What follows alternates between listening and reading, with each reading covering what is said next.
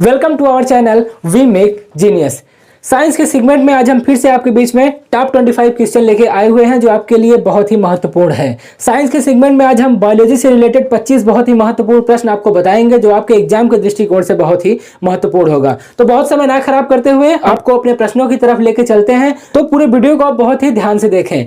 Video में जो सबसे पहला हमारा प्रश्न है, जेनेटिक्स शब्द का प्रयोग सर्वप्रथम कब और किसने किया था। जेनेटिक्स, जिसके बारे में आप अच्छी तरह से जानते होंगे कि जेनेटिक्स क्या होता है, हम अधिकतर सुनते रहते हैं इस वर्ड को, तो उसी से संबंधित यह हमारा प्रश्न है कि जेनेटिक्स शब्द का प्रयोग सर्वप्रथम कब और किसने किया था। ठीक है, इसका जवाब है हमारा डब्ल्यू वाटसन ने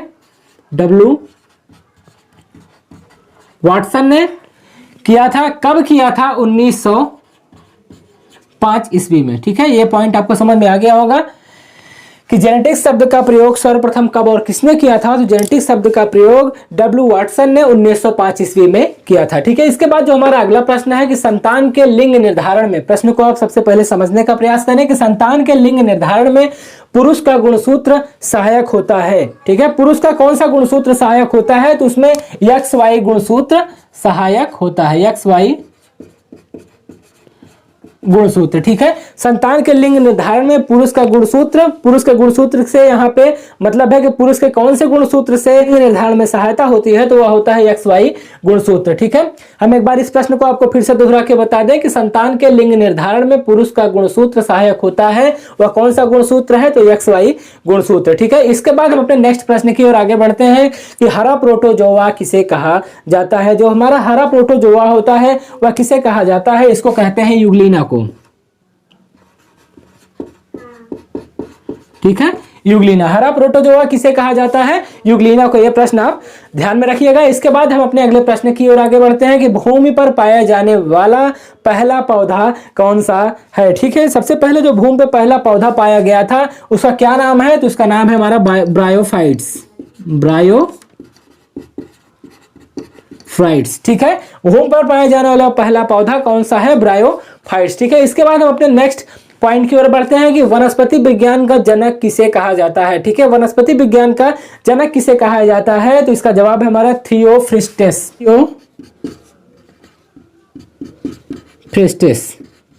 ठीक है, वनस्पति विज्ञान का जनक किसे कहा जाता है? थियोफ्रिस्टस को। ठीक है, इसके बाद हम अपने नेक्स्ट पॉइंट की ओर आगे बढ़ते हैं कि मेंडल ने शोध के लिए किस पौधे का प्रयोग किया। ठीक है, प्रश्नों को आप शायद जानते भी होंगे, कई बार पढ़ा भी होगा, इंटर में भी हमने पढ़ा होगा और हाई स्कूल में भी पढ़ा होगा। यह बहुत ही जाना पहचाना सा प्रश्न है कि मेंडल ने शोध के लिए किस पौधे का प्रयोग किया, तो वह है मटर के पौधे का। ठीक है, ये पॉइंट आपको समझ में आ गया होगा कि मेंडल ने सर्वप्रथम किस पौधे का प्रयोग किया, तो वह है मटर के पौधे। इसके बाद हम अपने अगले प्रश्न की ओर बढ़ते हैं जो कि है प्रकाश संश्लेषण होता है। देखिए, ये प्रश्न में आपके कई ऑप्शन दिए रहेंगे कि प्रकाश जो संश्लेषण होता है वह रात्रि में होता है, दिन में होता है, या दिन रात दोनों में होता है, या किसी अवस्था में नहीं होता है। तो वैसे यह प्रश्न है, तो प्रकाश संश्लेषण होता है, कब होता है? तो प्रकाश संश्लेषण हमेशा हमारा दिन में होता है, केवल दिन में, केवल दिन में। ठीक है, ये पॉइंट आपको समझ में आ गया होगा, प्रकाश संश्लेषण होता है केवल दिन में। ठीक है, इसके बाद हमारा अगला प्रश्न है कि इन्फ्लुएंजा रोग होता है। इन्फ्लुएंजा रोग होता है, किस वजह से होता है? जीवाणुओं से होता है कि विषाणुओं से होता है कि वायरस से होता है, मतलब यह किससे होता है? ठीक है, इन्फ्लुएंजा जो रोग होता है वह किस वजह से होता है? तो इसका सीधा सा जवाब है कि इन्फ्लुएंजा रोग वायरस की वजह से होता है। ठीक है, इन्फ्लुएंजा रोग हमारा वायरस से होता है। ठीक है, इसके बाद हम अपने अगले प्रश्न की ओर आगे बढ़ते हैं कि एस्कैरिस कहाँ पाया जाता है। एस्कैरिस के बारे में आप जानते होंगे, तो उसी से संबंधित ये हमारा प्रश्न है कि एस्कैरिस कहाँ पाया जाता है। तो इसका जवाब है कि एस्कैरिस मनुष्य की आंत में पाया जाता है। इसका जवाब है मनुष्य की आंत में, मनुष्य की आंत। ठीक है, एस्कैरिस कहाँ पाया जाता है? मनुष्य की आंत में। ठीक है, इसके बाद हम अपने नेक्स्ट पॉइंट की ओर आगे बढ़ते हैं कि श्वसन केंद्र में स्थित होता है। श्वसन केंद्र में क्या स्थित होता है? तो श्वसन केंद्र में मेडुला स्थित होता है। ठीक है, मेडुला। ठीक है, श्वसन केंद्र में मेडुला स्थित होता है। ठीक है, इसके बाद हम अपने नेक्स्ट पॉइंट की ओर आगे बढ़ते हैं कि मनुष्य के चेहरे में कितनी हड्डियां होती है। बहुत ही इंपॉर्टेंट है, बहुत ही महत्वपूर्ण प्रश्न है कि मनुष्य के चेहरे में हड्डियों की कितनी संख्या होती है। तो इसका जवाब है 14। इसको आप ध्यान रखिएगा कि मनुष्य के चेहरे में 14 हड्डियां पाई जाती हैं। ठीक है, इसके बाद हम अपने अगले प्रश्न की ओर आगे बढ़ते हैं कि केसिन का सबसे अच्छा स्रोत क्या है। केसिन का सबसे अच्छा स्रोत जो है वह है हमारा दूध। ठीक है, केसिन का सबसे अच्छा स्रोत कौन सा है?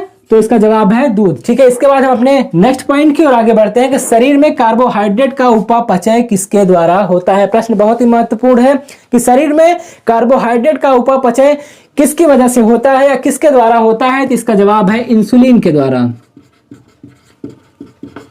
ठीक है, शरीर में कार्बोहाइड्रेट का उपापचय किसके द्वारा होता है? इंसुलिन के द्वारा। अब जनन कोशिका में विभाजन होता है, जो जनन कोशिका होती है इसमें विभाजन किस तरह से होता है? समसूत्री विभाजन होता है कि अर्धसूत्री विभाजन होता है? वहीं से संबंधित हमारा प्रश्न है कि जनन कोशिका में विभाजन होता है अर्धसूत्रीय, सूत्रीय। ठीक है, ये पॉइंट आपको समझ में आ गया होगा कि जनन कोशिका में विभाजन होता है अर्धसूत्रीय। ठीक है, इसके बाद हम अपने नेक्स्ट पॉइंट की ओर आगे बढ़ते हैं कि जीव द्रव्य में। देखिए प्रश्न बहुत ही महत्वपूर्ण है, प्रश्न को सबसे पहले आप समझें। तो अगर आप देखिए प्रश्न को समझ जाते हैं तो आंसर आपको बहुत ही आसानी से आ जाएगा। सबसे पहले प्रश्न को समझिए कि जीव द्रव्य में सबसे अधिक मात्रा में होती है। अगर कोई जीव द्रव्य है उसमें सबसे अधिक मात्रा में क्या पाया जाता है? तो इसका जवाब है जल पाया जाता है उसमें। ठीक है, उसमें पानी की मात्रा सबसे ज्यादा होती है। किसमें? जीव द्रव्य में सबसे अधिक मात्रा में क्या होता है? जल होता है। ठीक है, इसके बाद हम अपने नेक्स्ट प्रश्न की ओर आगे बढ़ते हैं कि प्रकाश संश्लेषण में पौधे ऑक्सीजन कहां से प्राप्त करते हैं? ठीक है, प्रकाश संश्लेषण में पौधे ऑक्सीजन कहां से प्राप्त करते हैं? तो इसका जवाब है जल से। ठीक है, ये प्रश्न देखिए दोनों का आंसर यहाँ पे जल है कि जीव द्रव्य में सबसे अधिक मात्रा में क्या होती है? जल होता है। प्रकाश संश्लेषण में पौधे ऑक्सीजन कहां से प्राप्त करते हैं? तो वह जल से प्राप्त करते हैं। अब ये जो हमारा अगला प्रश्न है कि पुष्प के जनन चक्र है। ठीक है, पुष्प के जनन चक्र क्या है? तो इसका आंसर होगा पुमंग। ठीक है, पहला हो गया पुमंग। देखिए यहाँ पे जो प्रश्न है कि पुष्प के जनन चक्र है पुमंग और जयांग। ठीक है, ये जयांग। ठीक है, ये हमारे पे दो इसके आंसर होंगे। पुष्प के जनन चक्र क्या है? पहला तो हमारा हो गया पुमंग और दूसरा हमारा हो गया जयांग। ठीक है, इसके बाद हम अपने नेक्स्ट प्रश्न की ओर आगे बढ़ते हैं जो कि बहुत ही महत्वपूर्ण है और ये रिपीटेड प्रश्न भी है। किसी वीडियो में ये प्रश्न पहले भी आपको बताया जा चुका है जो कि बहुत ही महत्वपूर्ण है। अगर पिछली वीडियो आप देखे होंगे तो शायद इसका उत्तर आपको पता होगा। ये हमारा जो प्रश्न है कि कच्चे फलों को कृत्रिम रूप से पकाने के लिए कौन सी गैस का प्रयोग किया जाता है? जो हमारे कच्चे फल होते हैं उसको कृत्रिम तरीके से, ठीक है, देखिए फल दो तरह से पकते हैं। एक होता है प्राकृतिक नेचुरली तरीके से जब फल पकता है, एक वो प्रक्रिया हो गई, और उसे कृत्रिम तरीके से पकाया जाता है। ठीक है, तो हमारा प्रश्न कृत्रिम रूप से पकाने वाले फलों में किस गैस का प्रयोग किया जाता है? तो इसका जवाब है हमारा एसिटिलीन का। ठीक है, कच्चे फलों को कृत्रिम रूप से पकाने के लिए कौन सी गैस का प्रयोग होता है? एसिटिलीन का। ठीक है, अब इसके बाद हम अपने नेक्स्ट प्रश्न की ओर आगे बढ़ते हैं जो कि बहुत ही महत्वपूर्ण है कि पेनिसिलिन किस वर्ग के अंतर्गत आता है? जो हमारा पेनिसिलिन होता है वह किस वर्ग के अंतर्गत आता है? तो इसका जवाब है हमारा एंटीबायोटिक वर्ग। ठीक है, ये प्रश्न में एक बार फिर से आपको बता दें कि पेनिसिलिन किस वर्ग के अंतर्गत आता है? तो इसका जवाब है हमारा एंटीबायोटिक वर्ग। ठीक है, अब इसके बाद हम अपने नेक्स्ट प्रश्न की ओर आगे बढ़ते हैं जो कि बहुत ही महत्वपूर्ण है कि एक पीढ़ी से दूसरे पीढ़ी में, ठीक है, प्रश्न को आप समझिए कि एक पीढ़ी से दूसरी पीढ़ी में अनुवांशिक गुण किसके द्वारा ले जाया जाता है? प्रश्न बहुत ही इंटरेस्टिंग है और बहुत ही महत्वपूर्ण भी है एग्जाम के दृष्टिकोण से कि एक पीढ़ी से दूसरे पीढ़ी में अनुवांशिक गुण किसके द्वारा लाया जाता है? तो इसका जवाब है हमारा क्रोमोसोम के जरिए। ठीक है, क्रोमोसोम। ठीक है, अभी आप एक चीज यहाँ पे समझ गए होंगे कि एक पीढ़ी से दूसरी पीढ़ी में अनुवांशिक गुण किसके द्वारा लाया जाता है? तो इसका जवाब है हमारा क्रोमोसोम। ठीक है, इसके बाद हम अपने अगले प्रश्न की ओर आगे बढ़ते हैं कि मानव शरीर में सबसे अधिक तंत्रिका कोशिकाएं कहाँ होती हैं? ठीक है, प्रश्न बहुत ही इंटरेस्टिंग है कि मानव शरीर में, पूरी ह्यूमन बॉडी में सबसे ज्यादा तंत्रिका कोशिकाएं कहाँ पे होती हैं? तो इसका जवाब है मस्तिष्क में। ठीक है, मस्तिष्क। ठीक है, मानव शरीर में सबसे अधिक तंत्रिका कोशिकाएं कहाँ होती हैं? तो इसका जवाब है हमारा मस्तिष्क में। ठीक है, इसके बाद हम अपने नेक्स्ट पॉइंट की ओर आगे बढ़ते हैं कि जल में घुलनशील विटामिन है। जल में घुलनशील कौन सा विटामिन है? वह कौन से विटामिन है जो जल में आसानी से घुलनशील होते हैं? तो इसका जवाब है हमारा विटामिन बी और सी। विटामिन बी और सी, ठीक है। बी और सी एक ऐसे विटामिन है जल में आसानी से घुलनशील होते हैं, ठीक है। इसके बाद हम अपने नेक्स्ट पॉइंट की ओर आगे बढ़ते हैं कि एटीपी का निर्माण कहां पर होता है। एटीपी का जो निर्माण होता है, ठीक है, एटीपी क्या होता है, एक चीज हम आपको बता दें कि एटीपी सर्वप्रथम क्या, एटीपी को हम क्या समझते हैं। सबसे पहले एक बेसिक चीज में आप ये जानिए कि एटीपी हमारा ऊर्जा की इकाई होती है। खैर वो तो बात की बात है, पहले यहाँ पे प्रश्न पे हम आते हैं। एटीपी का निर्माण कहां पर होता है, तो इसका जवाब है हमारा माइटोकॉन्ड्रिया। माइटोकॉन्ड्रिया,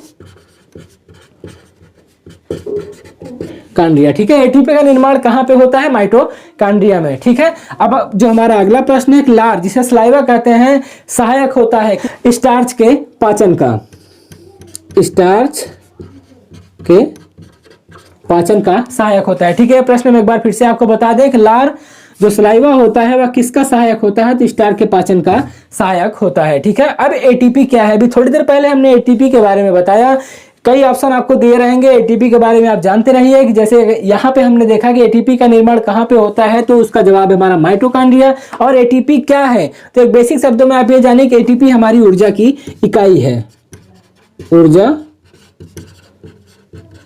की इकाई। एटीपी क्या है, एटीपी ऊर्जा की इकाई है। अब जो हमारा अगला प्रश्न है जो बहुत ही महत्वपूर्ण है और कोशिका से रिलेटेड है कि कोशिका शब्द का प्रयोग सर्वप्रथम किसने किया था। जो कोशिका शब्द है, कोशिका शब्द का प्रयोग सर्वप्रथम किसने किया था, तो इसका जवाब है हमारा रॉबर्ट हुक ने। रॉबर्ट हुक ने कोशिका शब्द का प्रयोग सर्वप्रथम किसने किया था, तो इसका जवाब है हमारा रॉबर्ट हुक ने। अब इसके बाद हम अपने अगले प्रश्न की ओर आगे बढ़ते हैं कि आनुवांशिकी का नियंत्रण किसके द्वारा होता है। यह प्रश्न बहुत ही महत्वपूर्ण है कि आनुवांशिकी का, ठीक है, आनुवांशिकी का जो नियंत्रण होता है, जिसके द्वारा वो बैलेंस होता है, वह किसके द्वारा होता है, तो इसका जवाब है हमारा डीएनए के द्वारा, डीएनए, ठीक है। प्रश्न में एक बार फिर से आपको पढ़ के बता दें ताकि आप अच्छी तरह से समझ जाएं कि आनुवांशिकी का नियंत्रण किसके द्वारा होता है, तो इसका जवाब है हमारा डीएनए के द्वारा, ठीक है। उसके बाद इस पूरे वीडियो के सबसे हम अंतिम प्रश्न की ओर बढ़ते हैं जो कि बहुत ही महत्वपूर्ण है कि मलेरिया का कारक है। प्रश्न बहुत ही इंपॉर्टेंट है कि मलेरिया का कारक क्या है, तो प्रोटोजोआ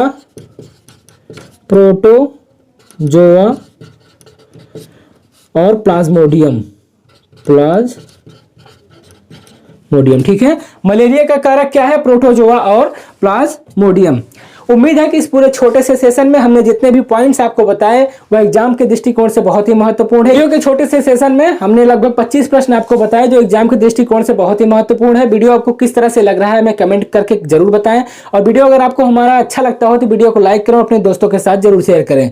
तो फिर से मिलेंगे आपसे एक नए वीडियो में नए एनर्जी नए उत्साह के साथ, तब तक बने रहिएगा हमारे चैनल के साथ। जय हिंद।